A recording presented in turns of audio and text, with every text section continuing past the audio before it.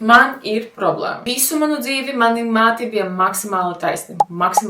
Pirmās grūtniecības laikā viņi man sāka augt viļņaini un porēni. Un es nezinu, ko ar viņiem darīt. Taisni viņi vairs nav, bet lokaini viņi arī nav. Un tīzlākais ir tas, ka augšā viņi ir taisni, vairāk taisni. Apakšā viņi ir vairāk tādi čirkaini. Es esmu uzzinājusi, ka ir tāda matu tekstūra kā Irish waves, kad augšā tieši kā man ir tāda taisnāka, apakšā ir viļņaina. Tad ir tie, kuri saka, ka muļķības, ka tie ir viļņaini mati, vienkārši augšā ir vairāk cietusi no karstuma ietekmes nekā apakšā.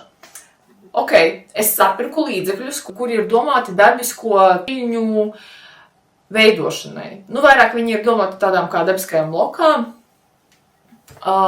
bet viņi man nedara. Pagaidām mani mati pēc viņiem neizskatās daudz labāk. Un, ja izskatās, tad tikai uz to dienu, ja pēc gulēšanas visnākamajā dienā tie mati ir vienkārši briesmīgi. Nelietojami nekādi. Īsāk sakot, meitenes. Vai kāda ar to ir saskārusies? Kā jūs tiekat galā ar saviem viļņainiem matiem?